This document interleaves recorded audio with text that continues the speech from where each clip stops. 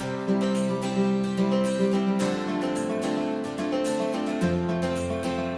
right, welcome back to the Trauma Therapist Podcast. My name is Guy McPherson. My mission is to raise the awareness of trauma and to support and inspire new trauma therapists just starting out on the trauma-informed journey.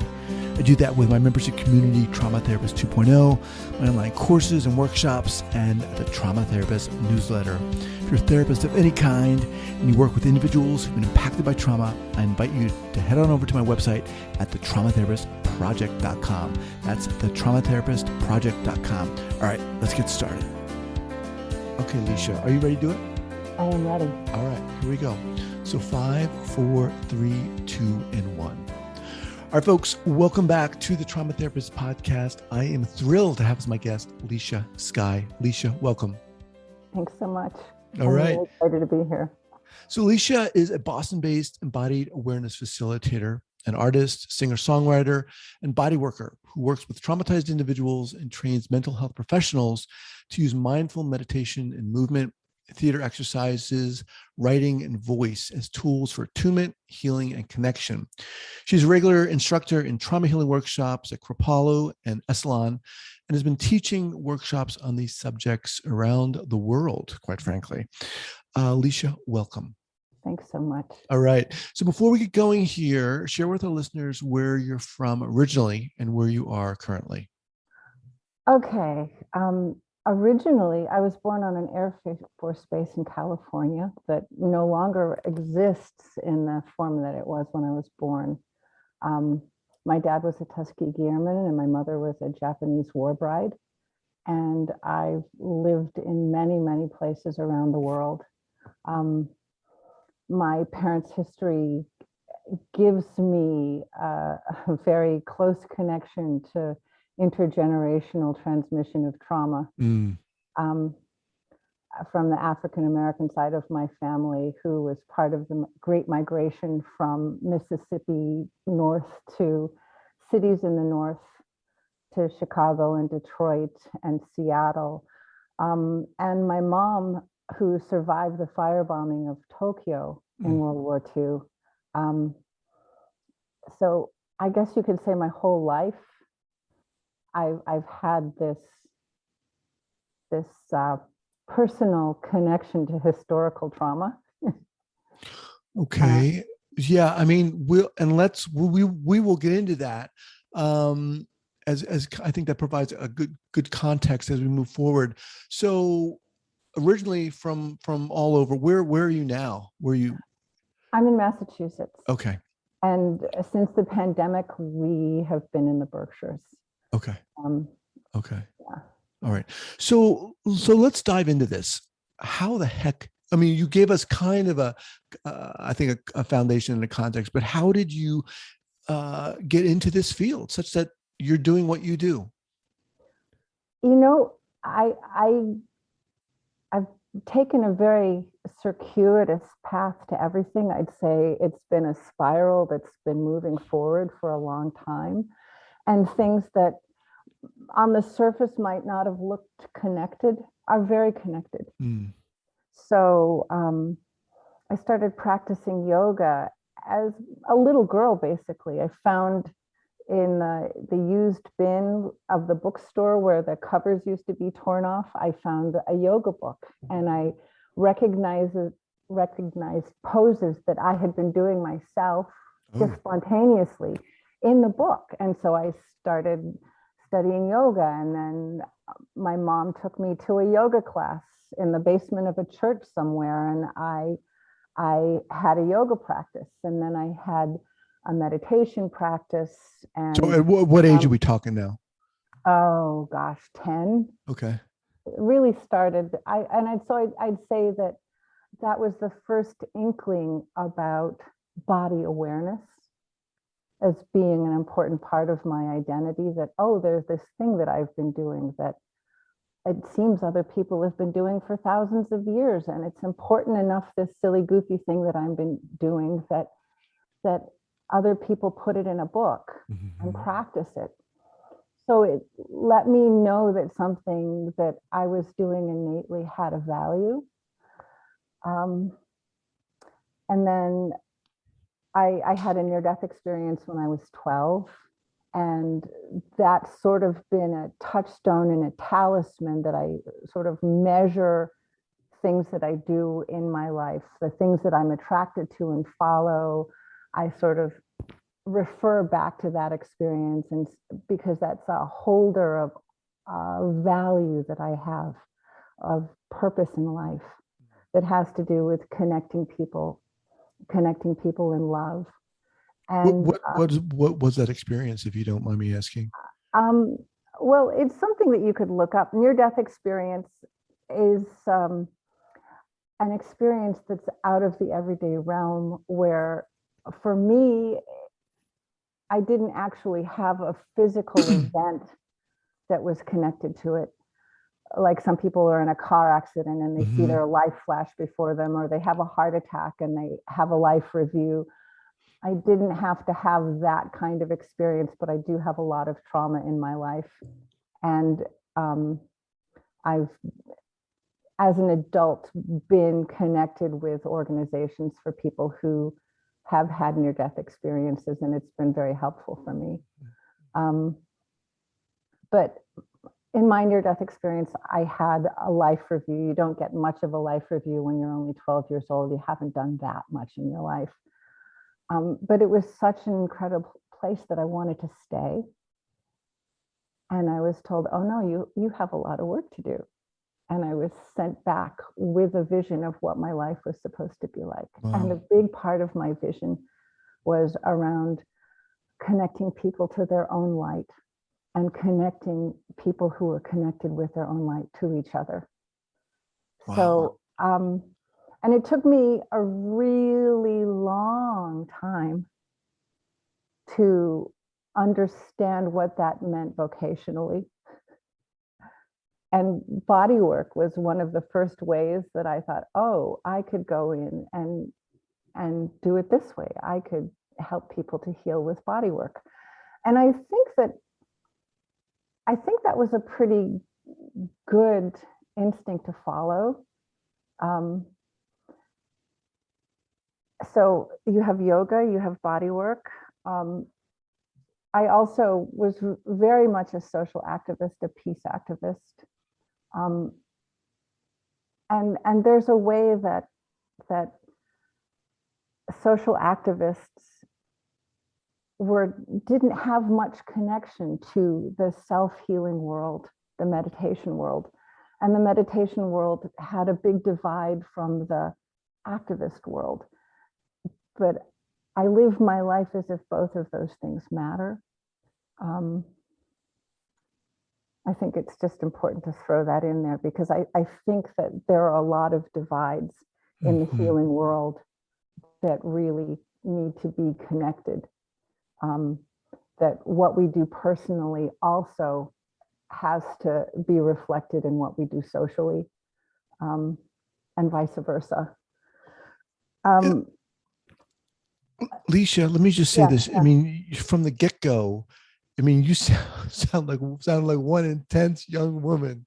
I'm not that young. I'm 61. No, from the get-go, when you were younger, when you were 10, and you were drawn to yoga and how these other things unfolded. And what's really, I think, impressive to me and also inspiring is how you were sensitive to your experiences and how you were moved by them and pulled by them.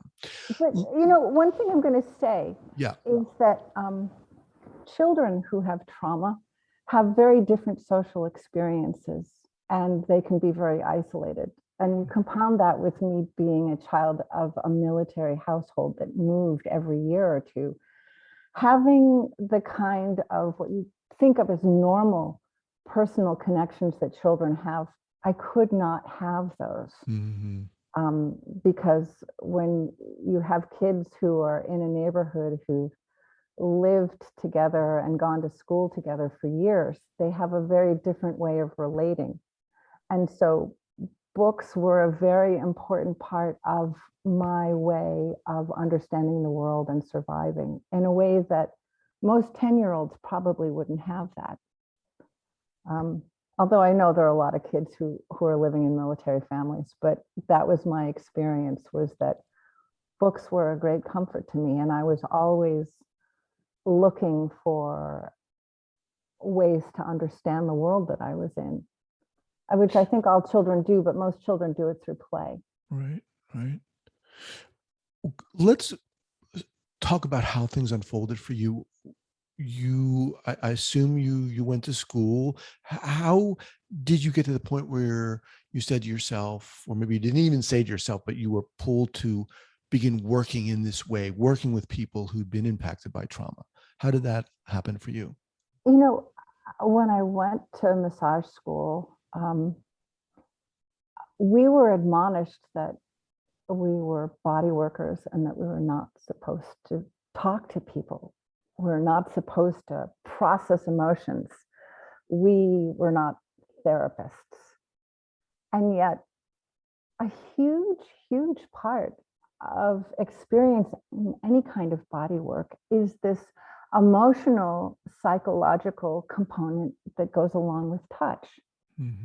People react, they have memories, they have flashbacks, they have inhibitions and fears and reactivity around certain things. And, you know, what's extraordinary about body work is how powerfully calming and connecting it can be. But I think that there's a way that the gap between what body workers do and what psychotherapists do, there needs to be this spectrum, this middle ground where those skills become integrated, because they're not really separate life skills. Again, we're talking about the divide in the healing world that you mentioned before. It's huge. It's huge. Interesting. And I would say that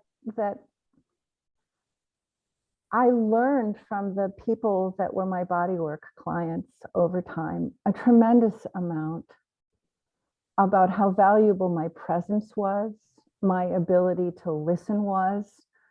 And I learned something about what my scope was. And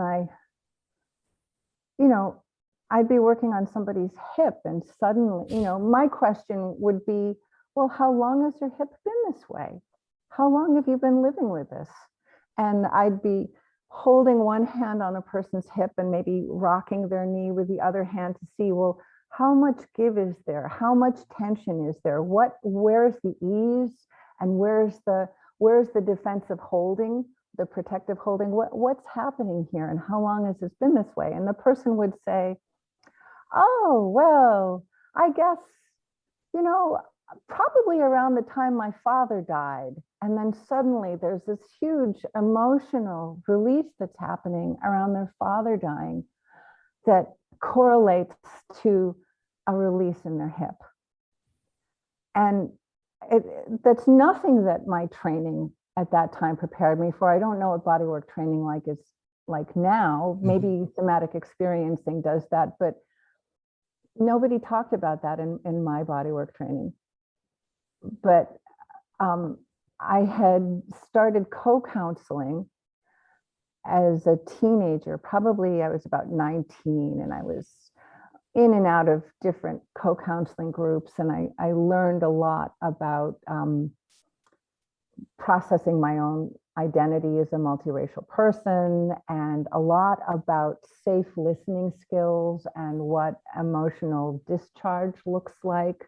So I was very comfortable with people crying and laughing and shaking and having releases. And I just figured that was part of what I could safely integrate into my bodywork practice.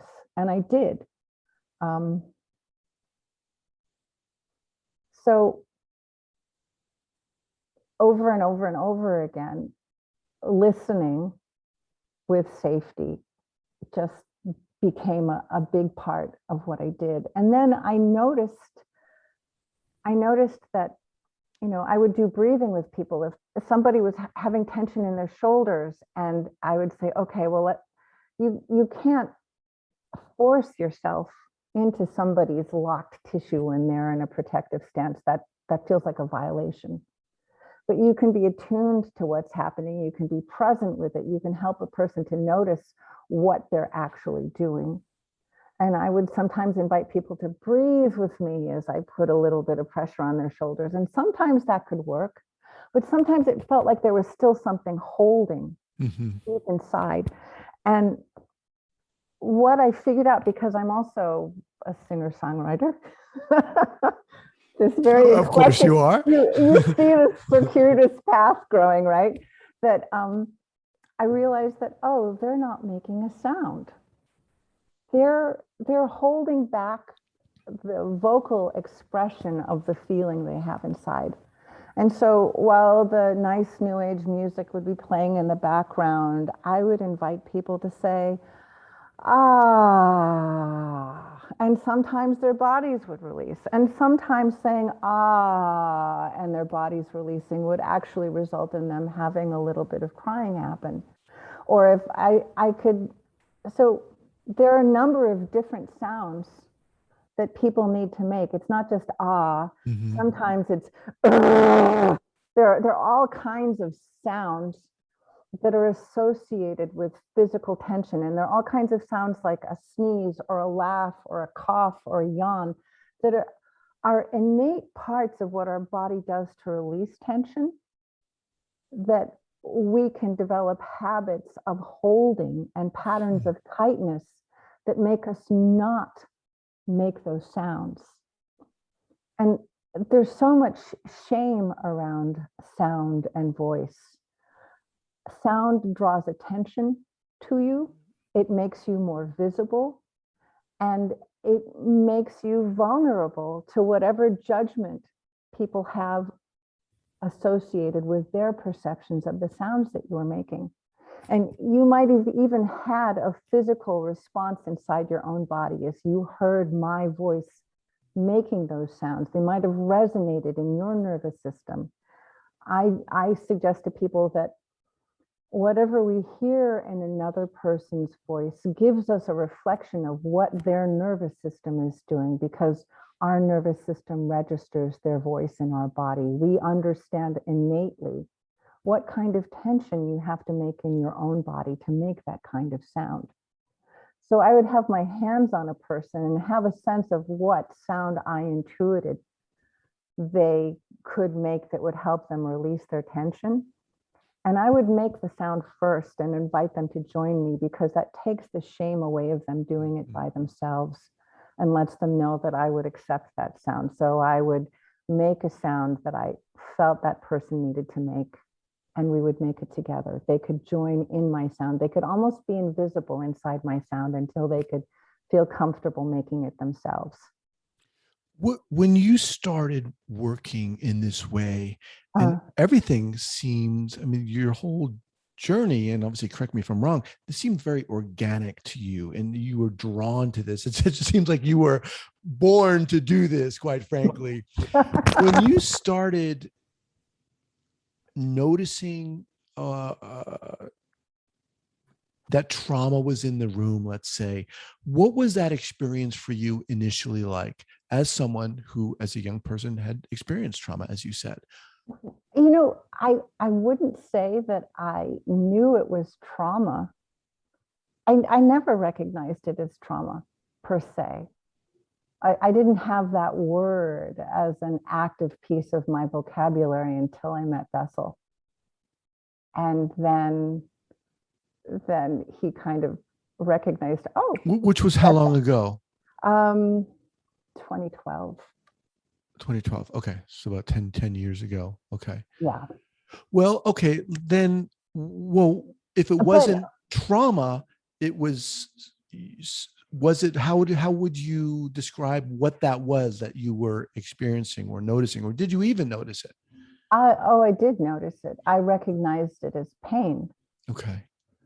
And how, I guess what I'm interested here in Licia is your experience to that as someone who, as a young woman, did experience pain. Right. And well, from my peer counseling experiences and from my experiences as a person who had 2 home births, I saw myself being kind of a midwife. You know, that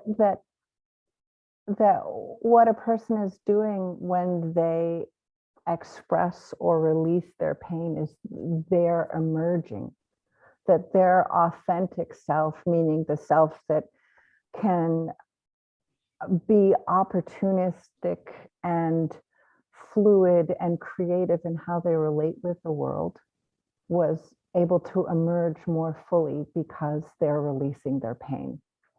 And I still see that as what I do, that I am being comfortably present with somebody while they are facing their discomfort. And I'm making it safe for them to be present with things that they might often be incredibly ashamed of, never have told anybody about. They might be feelings that emerge. I had one person on a table start to cry and turn to me and say, I haven't cried in 20 years. What have you done to me? and you know, all I could do was assure them that it was a natural thing and a part of what their body needed to release, and do as much as I could to help normalize it, even though, you know, if you're confronted with your shame about crying, that can feel like a huge violation, that, oh, you did something to me and now I'm crying. But everything that I was doing was incredibly gentle, but happened to be making a person more aware of what they were carrying inside themselves. Let me just remind everyone that I'm speaking with Licia Sky. Let's talk a little bit about how you work with therapists or mental health, people in the mental health field. You offer trainings, workshops, etc. Can you talk a little bit about that? Okay. Well, I have a background in training as an actor through the Shakespeare and Company Actors Training Program. And it happens to be a very good way to learn embodied awareness exercises. What I do in the workshops that I teach by myself and the ones that I teach with Vessel, I'm bringing people into awareness of their interoceptive experience, the experience of sensation inside their body, and their proprioceptive awareness, their peripersonal space awareness, their awareness of what's around them in the room that they are subconsciously reacting to, as well as what they consciously notice. So we're a symphony of attention inside and outside, and we focus our attention in narrow ways sometimes and in broader ways other times. And people who have trauma habitually have a map of that prioritizes understanding where the danger is. And there are certain dangers that are more important than others to look out for. And that takes up so much attentional space that what's left over to optimally know how to relate to the world around you and how to socially connect with other people becomes extremely impaired. So the exercises that I guide start in stillness, start with noticing sensations inside your body, and eventually scaffold out to more and more awareness of your immediate body, externally as well as internally, having a sense of connection with your own body internally and externally. And then noticing, if you orient in space, if you look at what's around you, what are you attracted to? What do you see? What do you not see? What do you avoid? How big or small do you feel in this space? And then I do it in slow motion. So I'm explaining something to you pretty quickly that might be the opening 2 hours of a workshop. Wow.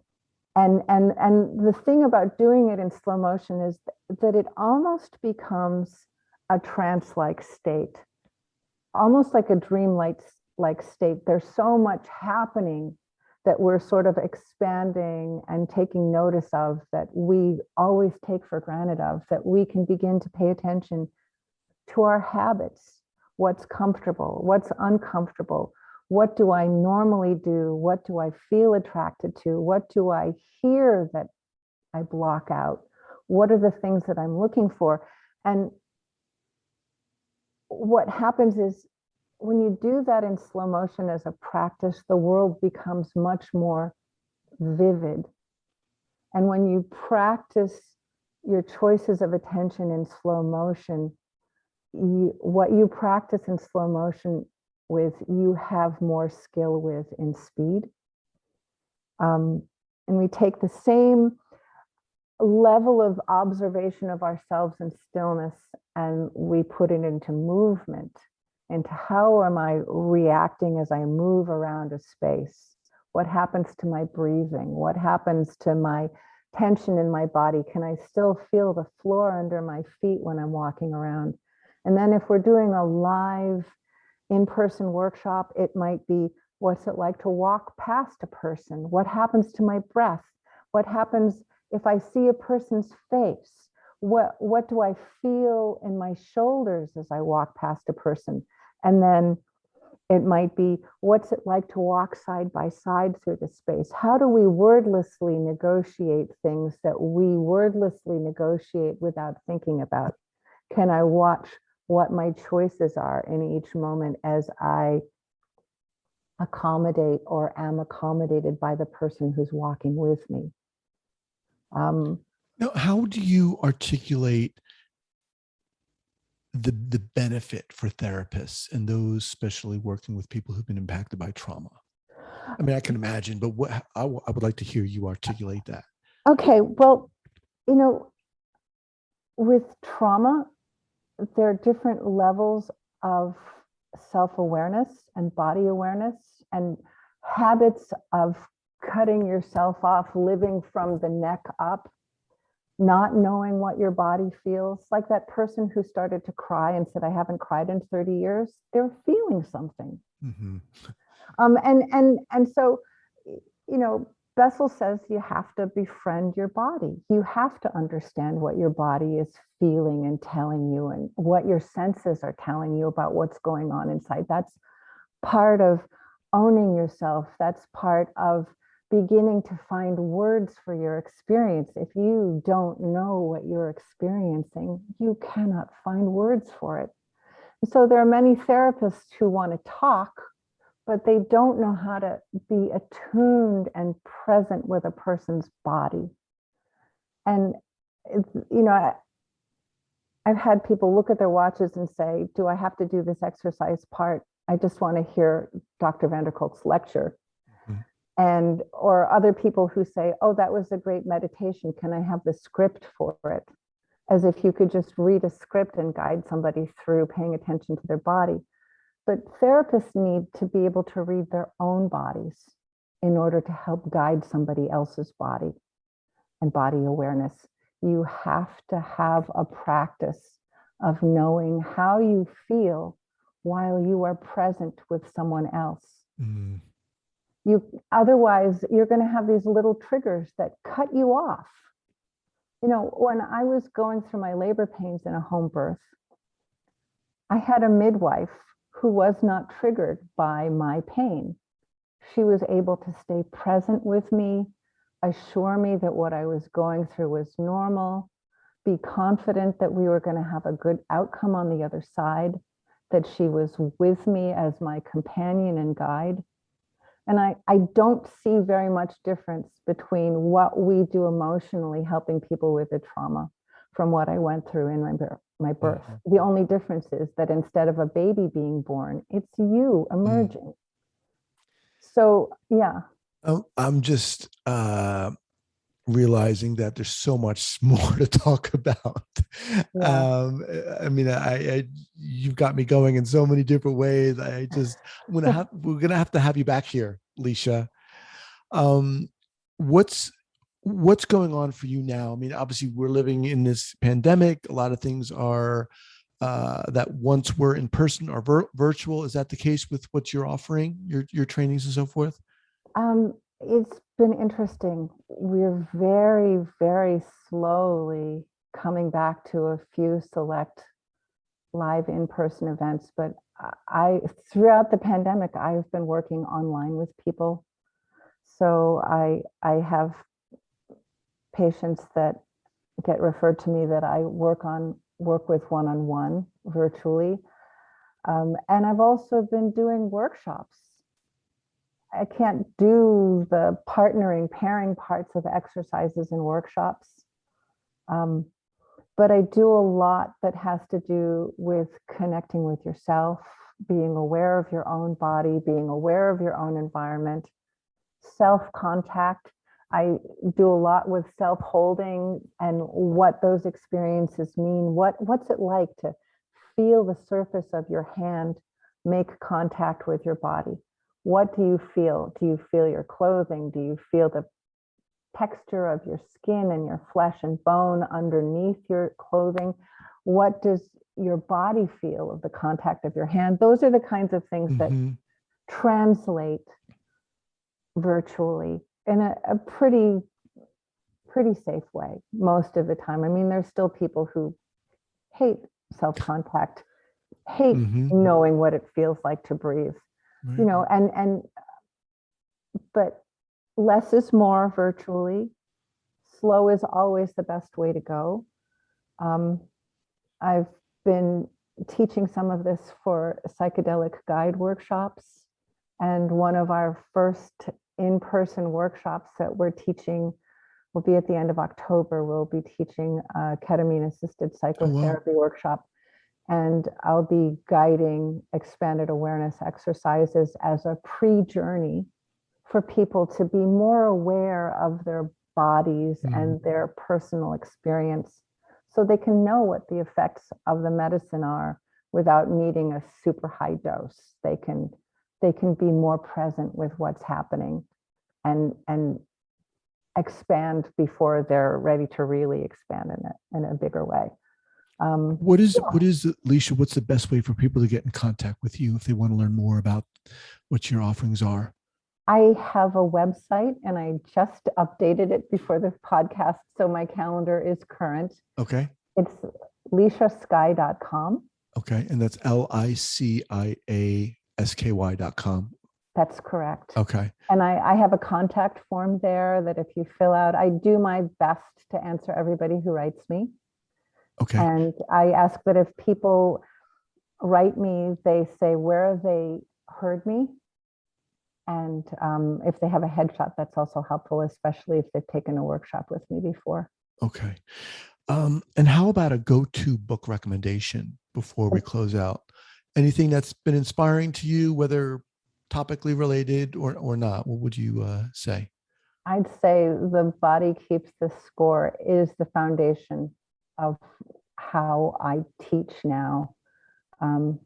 Really understanding how trauma affects how we respond to the world and different avenues for how we can open up how we respond to the world and be more effective and happy in our lives. Okay, It's a great book. I'll have that linked up. The Body Keeps the Score, of course, by Bessel van der Kolk. I'll have that linked up here at the show notes page at the traumatherapistpodcast.com.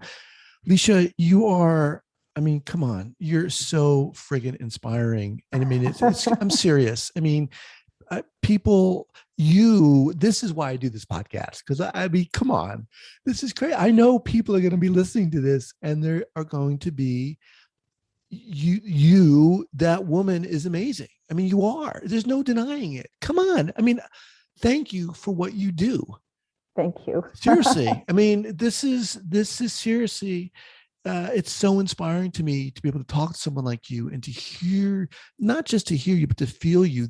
You were obviously born to do this work. You feel it. Yeah. And all those little weird bits fit together for me. Wow. Yeah. That's amazing. Well, look, I'd love to have you back again. I mean, there's so many things I would love to have you talk about. Sure. Awesome. It was awesome meeting you, and thank you so much for being here. It was a pleasure. Really, really loved it. Thank you so much, Guy. Thank you so much for listening and supporting this podcast.